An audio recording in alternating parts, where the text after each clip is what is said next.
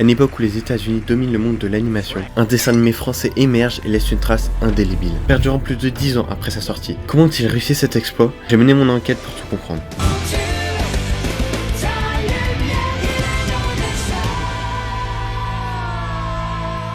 Notre histoire commence en 2001. Ankama est sur sa première année et il se donne à fond pour espérer faire marcher leur entreprise de développement web. Mais ça donne très peu de résultats. Alors les trois fondateurs, Anthony, Camille et Emmanuel, travaillent encore et encore les années suivantes. On reviendra sur ce détail un peu plus tard dans l'histoire. En 2003, l'entreprise compte une dizaine d'employés et décide de commencer le développement d'un tout petit jeu, Dofus. Vous le connaissez sûrement, mais on n'en est pas encore là dans l'histoire. Pendant un an, ils continueront à travailler sur Dofus. Et à la sortie, le jeu rapporte pas assez à l'entreprise. Ok, j'ai besoin de présenter deux trucs. Dofus gagne son argent par un principe d'abonnement. Vous payez une somme par mois pour pouvoir jouer. Et le deuxième truc, quand j'ai commencé à regarder Wakfu, qui se passe dans le même univers que Dofus, le Cosmos, j'y reviendrai aussi plus tard, mais l'une des choses qui m'a fait le plus aimer Wakfu, c'est son univers. Car peu de dessins animés à cette époque avaient cette volonté de proposer un univers riche, des guerres géopolitiques, des trahisons et tout autre. C'est fou, j'ai pas d'autres mots. J'étais pas le seul à aimer cet univers, car en 2007, Dofus compte 3 millions de joueurs à travers le monde. À ce moment-là, les trois fondateurs étaient plus au début de l'histoire. Cela faisait 6 ans que la boîte existait et elle commençait vraiment à peser. Tellement qu'ils se font approcher par, pour moi, l'une des plus grandes entreprises du divertissement, Disney. D'ailleurs, j'ai fait une vidéo sur son histoire si vous voulez la voir. Voilà. La même année, Ankama ouvre sa première boîte d'animation et il commence directement à réaliser le court-métrage Gouldard, le Yop. Après des mois de travail, ils diffusent pour la première fois leur court-métrage à la Japan Expo. Faut voir le stress qu'ils avaient à ce moment-là. Ok, savez-vous quelle est la force de Wakfu en plus de son univers? Ce sont les personnages. Ils sont tous écrits d'une façon si belle et si puissante que rares sont les œuvres actuellement arrivées à ce niveau. Un des exemples, c'est Nox. Il est considéré comme beaucoup comme l'un des personnages les mieux écrits, toute œuvre confondue. Mais pourtant, quand on le découvre, on le voit comme un robot, car il va contrôler le temps. Grâce à l'Ilia Cube, un cube qui possède une énergie infinie. Et chaque apparition de Nox sont juste incroyables. Les combats sont toujours des vrais claques, même encore actuellement aujourd'hui. Quand on arrive vers la fin de tout ça, on voit tous les personnages qu'on a aimé suivre mourir, de Nox.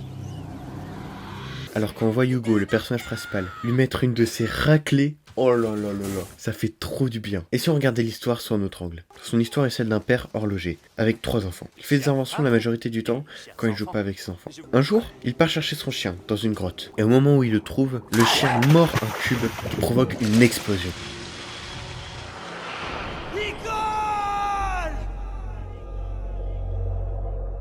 Alors intrigué par ce cube, il décide de le ramener chez lui, car il voyait en cet objet la possibilité d'une énergie infinie. Pendant les semaines qui suivent, il va travailler sans relâche, alors que sa femme lui dit clairement « Stop, faut arrêter !» Et elle avait raison, car il délaisse de plus en plus sa famille pour ce cube. Son état mental et physique se dégradent aussi au même moment, jusqu'au moment fatidique où, rentrant chez lui, il trouve une lettre de sa femme.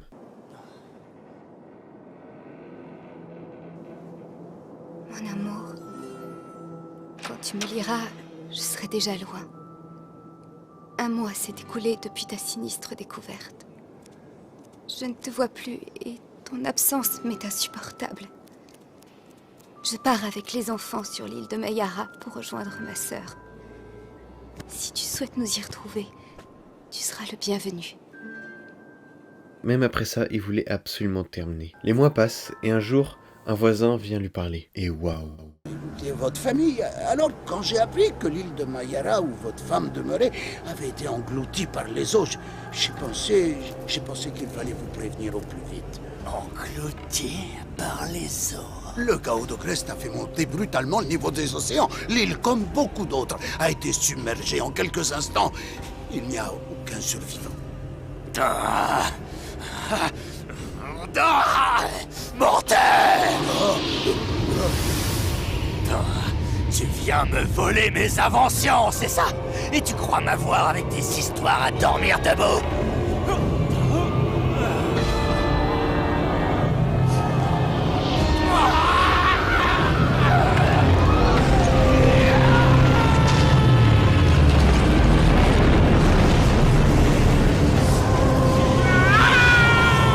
J'ai tout perdu.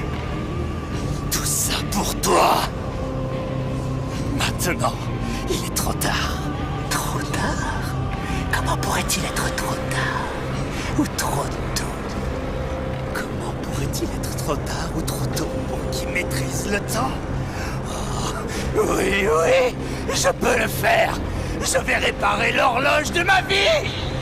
Je vais affronter le temps, ce grand trompeur. Je serai bientôt aussi puissant que le dieu Xelor. Oui, plus puissant même.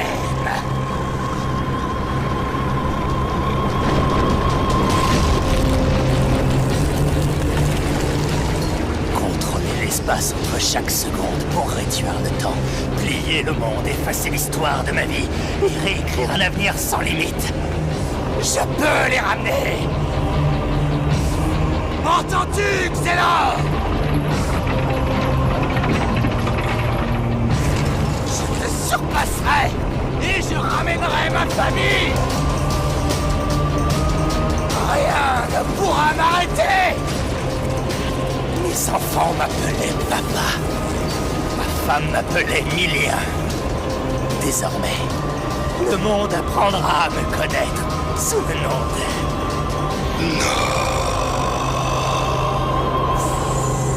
Alors pendant toute la saison 1, il va essayer de récupérer assez d'énergie pour retourner 200 ans dans le passé et vivre avec sa famille. Alors après toute une saison et ses apparitions incroyables, il réussit à récupérer assez d'énergie pour retourner dans le passé. Bref, je vais pas m'étaler, il y a beaucoup de vidéos qui en parlent beaucoup mieux que moi de son histoire, donc je vous laisse aller voir. Ok, je viens de vous présenter le niveau d'écriture qu'a Ankama. Alors imaginez la réaction des gens à la Japan Expo, quand ils ont vu qu'un studio de jeux vidéo avait réussi à faire un court-métrage sur Gul'dad, le dieu Yob, avec un niveau d'écriture exceptionnel. Autant vous dire que les retours étaient unanimes, c'est une masterclass. Alors en 2008, il crée une série d'animation suite au retour sur l'OAV. La série se nomma Wakfu. Ok, jusqu'ici on a vu tout son parcours sur comment Wakfu est devenu mondialement connu. Mais il reste des choses à comprendre. Comment Wakfu a réussi à mettre une empreinte indélébile dans le monde de l'animation. Bon, les dessins animés ont deux choix possibles pour vieillir. Soit ils font des remakes comme Tortue Ninja ou Beyblade, ou ils décident de faire évoluer leurs personnages. C'est beaucoup plus compliqué que les remakes, donc on a beaucoup de séries qui se sont ratées sur cette étape, mais pas Wakfu. Wakfu l'a très bien réussi. Quand on voit qu'au tout début de la série, on découvre un personnage qui s'appelle Tristepin, qui est un peu l'idiot du village, qui se fait maltraiter par une épée, c'est comme Darius, et qui actuellement est devenu un dieu Yop, père de famille de 3 enfants. Et même le personnage principal, qui commençait en tant que fils de boulanger et qui a fini roi héliatrope avec des pouvoirs qui me font toujours aussi rêver 10 ans plus tard. J'aime beaucoup rigoler dans mes vidéos, mais celle-ci était spéciale. Car je sais pas comment rendre hommage à ce dessin animé en restant dans ce que je fais. J'ai essayé de proposer quelque chose de nouveau avec cette vidéo. Alors, si ça vous plaît, dites-le moi. C'était Mako. Ciao.